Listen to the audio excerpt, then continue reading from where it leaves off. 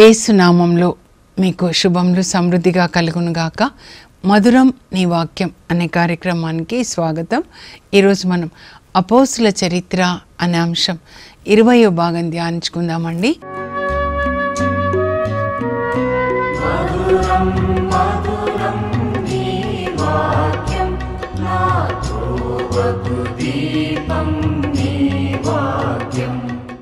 ఈరోజు పేతురు 2వ లేఖ నుండే ప్రభు 2వ రాకడని కూర్చిన ప్రవచనాలండి. ఎక్సలెంట్గా ఉంటాయి. ఈ పేతురు చెప్పింది ఇంకా మీరు ఎక్కడ చూడరు. 2వ రాకడలో ఏం జరుగుతుంది అని అంటే దేవుడు ఒక్కొక్కరికి ఒక్కొక్కటి బయలుపరుస్తారండి.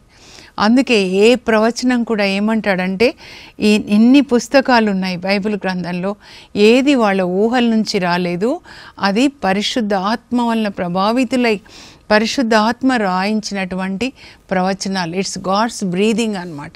ఒక్కొక్కరికి ఒక్కొక్కటి బయలుపరుస్తాడండి. అందుకే ఎవరు గొప్ప అని కాదు, కానీ దేవుడు బయలుపరిచింది రాస్తారనమాట.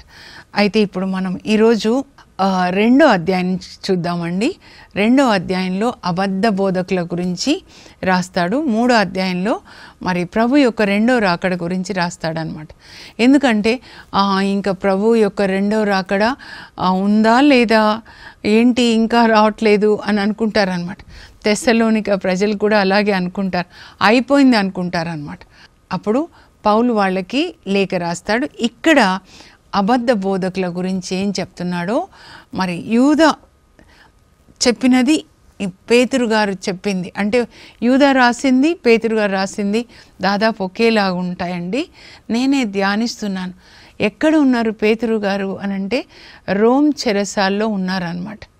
మరి యూదా గారు ఎక్కడ ఉన్నారనంటే ఆయన పాలస్తీనాలోనే ఉండొచ్చు అనమాట. కానీ ఇద్దరిని ఎట్లా పరిశుద్ధాత్మదేవుడు నడిపిస్తారు. ఇప్పుడు 2వ అధ్యాయం, 2వ పేతురు 2వ అధ్యాయం మెల్లగా చదవండి. ఏమంటున్నాడంటే, మనం గతంలో అబద్ధ ప్రవక్తల్ని చూసాం. అప్పుడు నేను ధ్యానించుకుంటున్నాను, ఎక్కడబ్బా అబద్ధ ప్రవక్తలు అంటే 1వ రాజుల గ్రంథంలో 22వ అధ్యాయంలో అక్కడ అహబ్ రాజు పోషిస్తున్నాడు 400 మంది అబద్ధ ప్రవక్తలండి. వాళ్ళు అబద్ధాలు చెప్తారు. ఇదేంటి, అహబ్ రాజు రామోత్ గిలాద్కి యుద్ధానికి వెళ్ళాలనుకుంటాడు. ఇంకా తన వియంకుడు యెహోషాఫాతును కూడా రమ్మంటాడు. యెహోషాఫాతు దైవ భీతి కలిగిన రాజు, దావీదు సంతతి వాడనమాట. అప్పుడు మనం దేవుణ్ణి అడిగి యుద్ధానికి వెళ్ళాలా వద్దా అనేది దేవుణ్ణి అడిగే వెళ్ళాలంటాడనమాట. అది యెహోషాఫాత్ అనగానే బైబిల్ స్టడీ అండి. అయితే అప్పుడు ఆయన దగ్గర అహబ్ రాజు దగ్గర ఉన్న 400 మంది అబద్ధ ప్రవక్తలను పిలిచి అహబ్ రాజు అడుగుతాడు, నేను రామోత్ గిలాద్ మీదకి యుద్ధానికి వెళ్ళొద్దా అని. అప్పుడు వీళ్ళందరూ అంటారు, వెళ్ళండి ప్రభు రామోత్ గిలాద్ మీ స్వాధీనం చేస్తారని. కానీ యెహోషాఫాత్కి డౌట్ వస్తుంది, వీళ్ళు అబద్ధ ప్రవక్తలని పరిశుద్ధాత్మ మనలో ఉంటే చెప్తారండి, వీళ్ళేనా ఇంకెవరు లేరా అంటే అప్పుడు మీకాయా ప్రవక్తని పిలుస్తారు. పాపం ఆయన చెప్తాడు, పరలోకంలో మీ గురించి ఇలా మీటింగ్ జరిగింది, దేవుడు అడిగారు అక్కడ దేవదూతల్ని ఈ అహబ్ రాజుని యుద్ధానికి పంపించి అక్కడ చనిపోయేలాగా ఎలా చేయాలని దూతలను అడిగితే పాపం వాళ్ళకి రాలేదు, ఎందుకంటే కపటం తెలియదు కదా. అప్పుడు ఒక ఆత్ముడు, అంటే అబద్ధాలు చెప్పే ఆత్మ, ఆ సైతాన్ దగ్గర నుంచి అబద్ధాల ఆత్మ వెళ్ళి నేను చేస్తా అని, ఎలా చేస్తావంటే అది అహబ్ రాజు దగ్గర 400 మంది ఉన్నారు కదా అబద్ధ ప్రవక్తలు, వాళ్ళ లోపలికి వెళ్ళి అబద్ధాలు చెప్పించి అహబ్ రాజుని యుద్ధానికి పంపించి అక్కడ చనిపోయేలాగా చేస్తాను. అప్పుడు దేవుడు అంటారు సరే వెళ్ళు అని చెప్తారనమాట. ఇలా అబద్ధ ప్రవక్తల్ని చూసాం అప్పుడు మనము పూర్వకాలంలో. ఇప్పుడు అబద్ధ బోధకులను చూస్తున్నాం, ఫాల్స్ టీచర్స్ని మనం చూస్తూ ఉన్నాము. వాళ్ళ బోధన వలన చాలా డ్యామేజ్ జరుగుతుందన్నమాట. ప్రభు క్షమిస్తారులే ఎన్ని తప్పులు చేసినా అని పాపంలో కొనసాగుతూ ఉన్నారు. కనుక ఈ అబద్ధ బోధనని స్టాప్ చేయాలి. 60 ఏళ్ళు రాస్తున్నారంటే అప్పటికే వచ్చిందనమాట. అదే పౌలు కూడా చెప్తాడు అపోస్తుల కార్యాల్లో 20వ అధ్యాయంలో మీరు చూస్తే అక్కడ ఆయన ఎఫెస్లో 3 సంవత్సరాలు బోధించి తర్వాత మళ్ళీ గ్రీస్ మాసిడోనియా ఆ సంఘాలని దర్శించి వచ్చి తిరిగి వచ్చేటప్పుడు ఆ ఎఫెసు సంఘ పెద్దలని పిలుస్తాడు, మిలేత్కి పిలిపించి వాళ్ళతో మాట్లాడతాడు. చివరి ప్రసంగం అంటే వీడ్కోల్ ప్రసంగం, ఫేర్వెల్ మెసేజ్ అంటారు. నేను 3 సంవత్సరాలు కన్నీటితో ఈ సంఘం కొరకు ఎంత కష్టపడ్డానో మీకు తెలుసు. ఆయన వల్ల ఆ ఎఫెసు సంఘం వచ్చిందనమాట.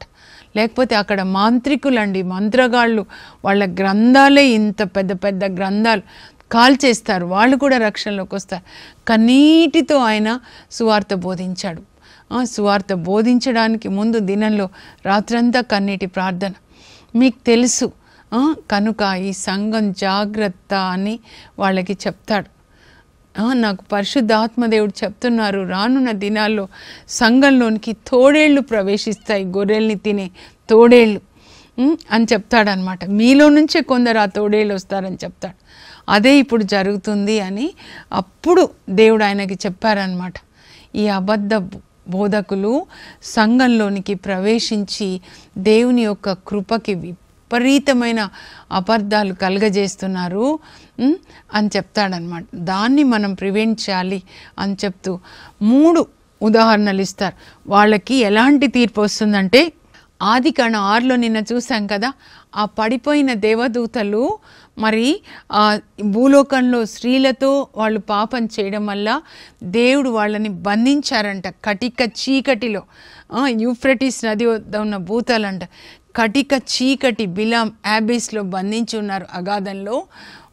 ఇంకా తీర్పు కొరకు అన్నమాట, తీర్పు కొరకు. ఇప్పుడు పడిపోయిన దేవదూతలు 2 రకాలన్నమాట. ఒకరు ఎక్కడ ఉన్నారంటే ఆకాశ మండలంలో. పౌలు రాస్తాడు ఎఫెసీ 6:10లో, మనము యుద్ధం చేసేది, పోరాటం చేసేది శరీరదారులతో కాదు, ఆకాశ మండలం ఉన్న దురాత్మల సమూహాలతో.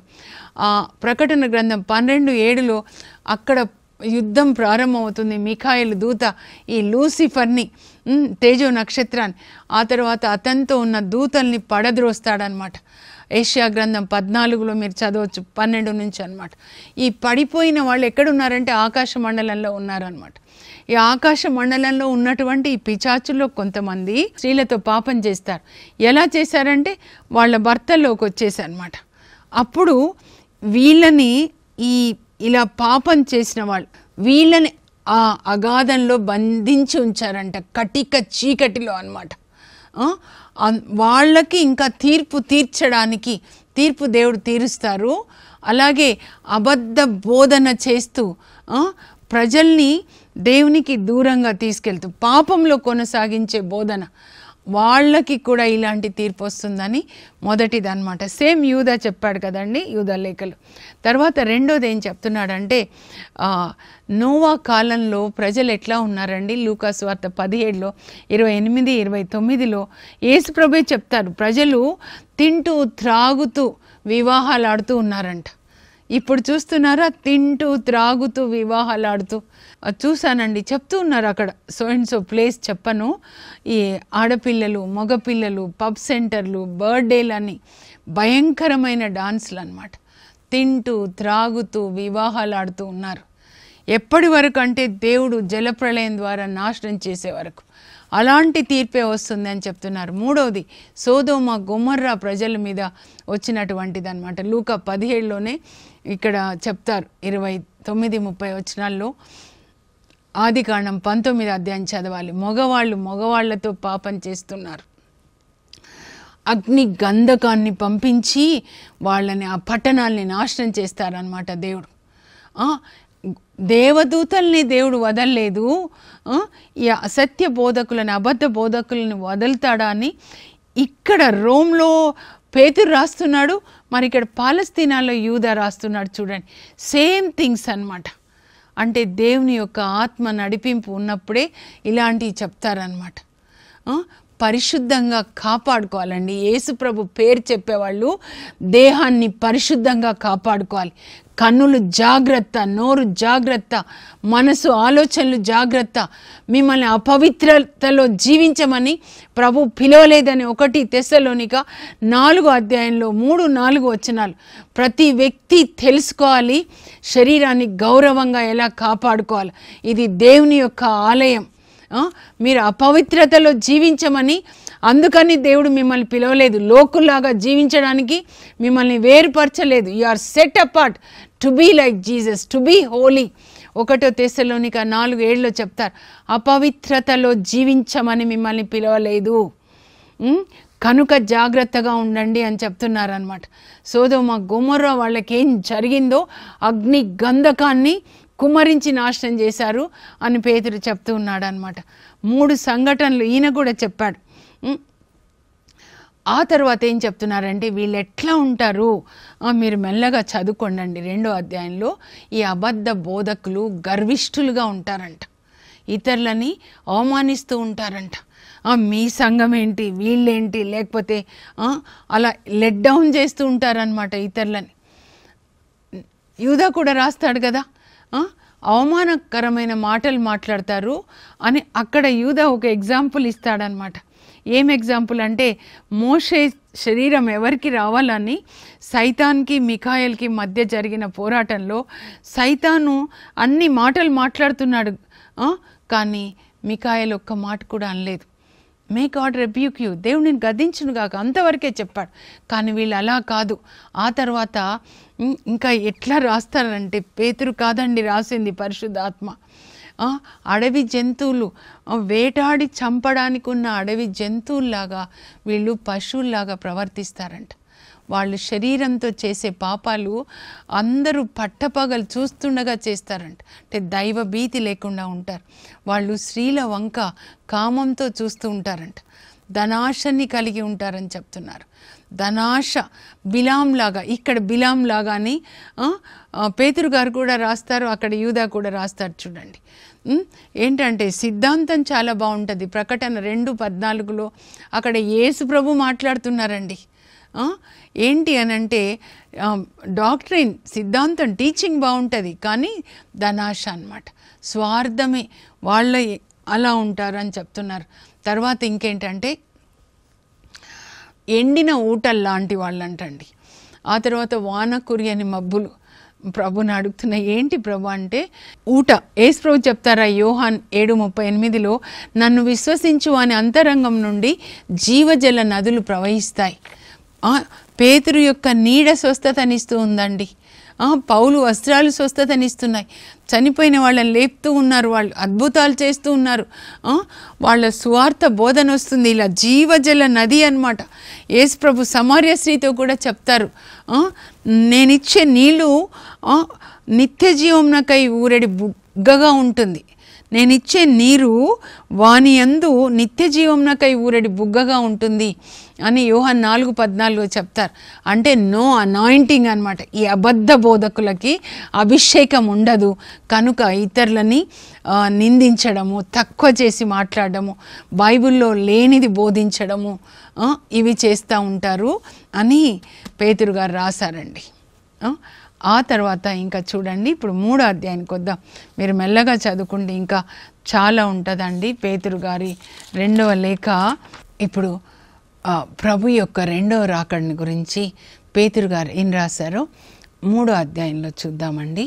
ముందుగా ఏం చెప్తున్నారంటే, మీరు ప్రవక్తలు, పవిత్రులకు ప్రవక్తల బోధనల మీద మీరు ధ్యానం చేయండి. వాళ్ళు ఏం చెప్పారు? యోవేల్ ప్రవక్త, 16 మంది ప్రవక్తలు ఉన్నారండి. యెషయా ప్రవక్త కూడా 24వ అధ్యాయంలో లోకాంతం గురించి రాస్తారండి.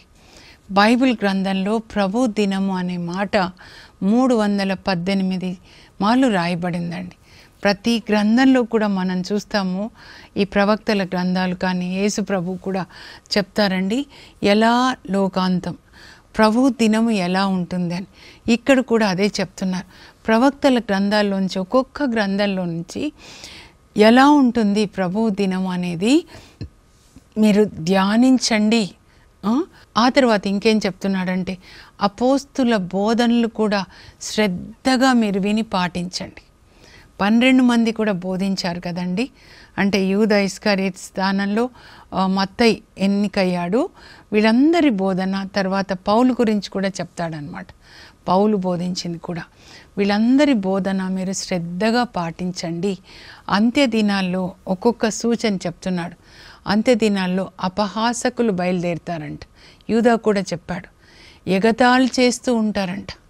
అపహాసకులు వాళ్ళ శరీర దురాశల చొప్పున జీవిస్తూ తినడము, త్రాగడము, అవినీతిగా డబ్బు సంపాదించడం, దైవభీతి లేకుండా, దైవభీతి కలిగిన వాళ్ళని చూసి ఎగతాళి చేస్తారంట. దేవుడు వస్తారు, ప్రభు వస్తారు, ప్రభు వస్తారని చెప్తున్నారు, ఎప్పుడు వచ్చేది అని ఎగతాళి చేస్తూ ఉంటారంట. కానీ వాళ్ళకి తెలీదు దేవుడు ఎలా భూమిని సృజించాడు. ఇప్పుడు యేసుప్రభు వస్తారని రెండవ రాకడ గురించి చెప్పే ముందు 2 సంఘటనలు, పాత నిబంధనలో 2 సంఘటనల గురించి చెప్తాడండి. ఆది గ్రంథంలోంచి తీసుకుంటాడు. ఎలా భూమి సృజించబడింది, ఎలా భూమి నాశనం చేయబడింది, జలం ద్వారా అన్నమాట.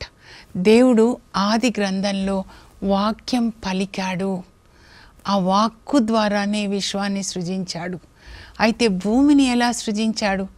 మనకు ఆదికాండం 1:1 చదివితే దేవుడు మొట్టమొదట ఆకాశమును భూమిని సృజించెను అని ఉంటుందండి. బెరేషిత్ మొట్టమొదట, ఇన్ ద బిగినింగ్. కానీ ఎలా సృజించాడో అది ఇక్కడ పేతురు రాస్తున్నాడండి. జలము ద్వారా, జలము నుండి దేవుడు భూమిని సృజించారంట. ఆ తర్వాత మరి ఆ జలము ద్వారానే దేవుడు ఆ భూమిని నాశనం చేశారంట. జలప్రళయం వస్తుంది కదా, ఆదికాండంలోనే అది చెప్తున్నారు 7:3 అన్నమాట. ఆదికాండం 7:3. ఇప్పుడు ఎలా మరి భూమిని ఆయన ఆ ప్రభు దినం ఎలా వస్తుంది? ప్రభు దినము మరి ఇంకా రావట్లేదు అంటున్నారు కదా. ఎందుకు రావట్లేదంటే దేవునికి ఒక్కరోజని 1000 సంవత్సరాలని తేడా ఉండదు. మనకి ఇదో ఇన్ని సంవత్సరాలు 2024 క్రీస్తు శకం, క్రీస్తు పూర్వం. కానీ దేవునికి టైం బౌండ్ లేదు, అంత ప్రజెంటే, పాస్ట్ ఫ్యూచర్ అట్లా ఉండదు, ఆ తేడా లేదు అని చెప్పి ఎలా భూమిని దేవుడు మరి నాశనం చేయబోతున్నారో అది చెప్తారు. ప్రభు దినం వచ్చినప్పుడు ఆయన దొంగలాగా వస్తారు. ఆకాశంలో ఉన్న గ్రహాలు, నక్షత్రాలు వేడికి అవి కరిగిపోతాయంటండి. ఆ తర్వాత భూమి మీద ఉన్న అన్నీ కూడా, అంటే మనం పంచభూతాలు అంటాం కదా, 5 ఎలిమెంట్స్ ఆఫ్ ద ఎర్త్, అది కూడా కాలి దగ్ధమైపోతుందంట. ఈ విధంగా ప్రభు దినాన ఉంటుంది. కనుక మీరు పరిశుద్ధమైన ప్రవర్తనతో, భక్తితో ఎంతో జాగ్రత్తగా ఉండాలి. దొంగ వస్తున్నాడు లేదా భూకంపం రాబోతుంది అని చెప్తే ఎలా ఉంటారు? ఎంతో పరిశుద్ధమైన ప్రవర్తన, తర్వాత భక్తితో ఎంతో జాగ్రత్తగా ఉండాలి. ఎందుకంటే ఆ దినాన ఆకాశంలో ఉన్నవన్నీ కూడా అవి కాలిపోతాయంట. ఆ తర్వాత భూమి మీద ఉన్నవన్నీ కూడా కాలిపోతాయి. ఆ ప్రభు దినము అలా ఉంటుందన్నమాట. ఆ తర్వాత నీతిమంతుల కొరకు దేవుడు నూతన భూమిని, నూతన దివి, ఆకాశాన్ని సృజిస్తాడు. ప్రకటన 21లో ఉంటుంది చూడండి, 1వ వచనం అన్నమాట. ఆయన ఆ నూతన భువి, నూతన దివిని, ఆదికాండం 1:1 ఎలా ఉంది? దేవుడు మొట్టమొదట ఆకాశంను భూమిని సృజించినట్లే మరలా ఇప్పుడు ప్రభు దినం తర్వాత యేసు ప్రభు దేవుడు నూతన దివి, నూతన భూమిని సృజిస్తారు. అప్పుడు నీతిమంతులందరూ నివసిస్తారన్నమాట. కనుక మీరు యేసు ప్రభు యొక్క సహనాన్ని మీరు బలహీనతగా తీసుకోవద్దు. ఎందుకంటే ఎవరు నశించిపోవుట దేవుని చిత్తం కాదు. ఎజెకియల్ 18:22లో చెప్తారనమాట. ఎవరు నశించిపోవుట దేవుని యొక్క చిత్తం కాదు.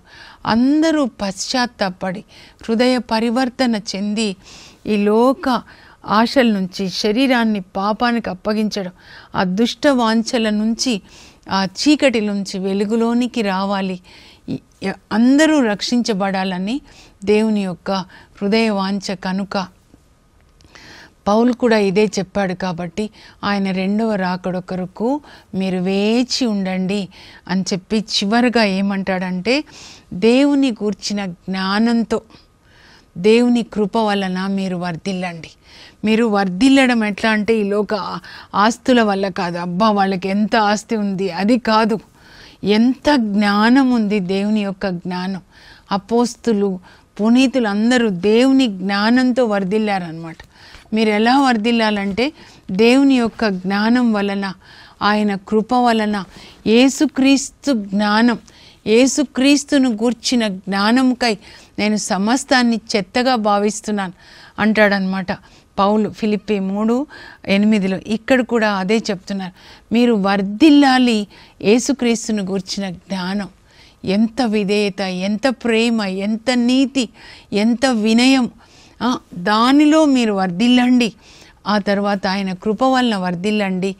ఆ దేవునికే సదా మహిమ కలుగునుగాక అంటూ లేఖని ముగిస్తాడండి పేతురు గారు. ఒక తండ్రి బిడ్డలకి, పసిబిడ్డలకి చెప్పినట్లుగా చెప్తున్నారు. చాలా జాగ్రత్తగా ఉండండి, ప్రభు రాకడ ఇలా ఉంటుంది అని చెప్పి చెప్తున్నారనమాట. ముగించే ముందు ముఖ్యాంశాలు నేను చదువుతాను, దయచేసి మీరు రాసుకొనండి. 7 సార్లు చదవండి, ఒక్కొక్క లేఖని 7 సార్లు చదవండి. మీతో మాట్లాడాలి యేసు ప్రభు పర్సనల్గా. అపోస్తుల చరిత్ర 20వ భాగము, ప్రభు రెండవ రాకడను గూర్చిన పేతురు ప్రవచనములు. అబద్ధ బోధకులపై వచ్చు తీర్పును పాత నిబంధనలోని 3 సంఘటనల ద్వారా పేతురు గారు వివరిస్తారండి.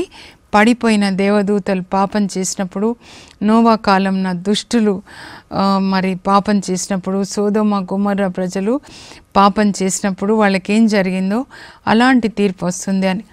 రోత పుట్టించు శారీరక వాంఛలను అనుసరించు వారిని, దేవుని అధికారంను ధిక్కరించు వారిని ఎట్లు శిక్షింపవలేనో ఆయనకు తెలియను అంటాడు.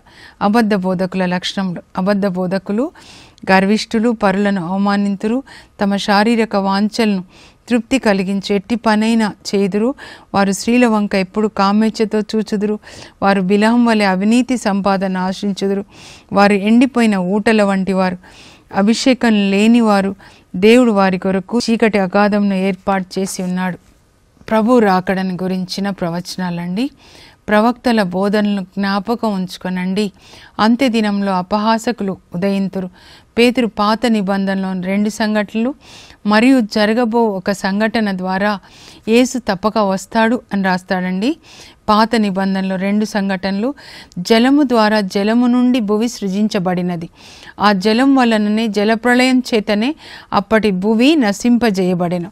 నూతన నిబంధనలో జరగబోవు సంఘటన దేవుని వాక్కు చేతనే ఇప్పటి దివియు భువియు అగ్నిలో దగ్ధమగుటకు గాను ఉంచబడినవి. దుష్టులు తీర్పునకు గురి అయి నాశనం చేయబడుటకై అవి భద్రం చేయబడినవి. ప్రభు దినమున ఆకాశం అంతరించును, భూమి సమస్త వస్తువులతో పాటు కాలిపోవును. కనుక మీరు పరిశుద్ధమైన ప్రవర్తనతోనూ భక్తితోనూ ఎంతో జాగ్రత్త గలవారై ఉండవలేను. పిదప నీతికి నిలయమగు క్రొత్త దివిని, క్రొత్త భువిని దేవుడు సృజించును, అందు నీతిమంతులు నివసింతురు. ఆయన రాకడ ఆలస్యమునకు 2 కారణములు.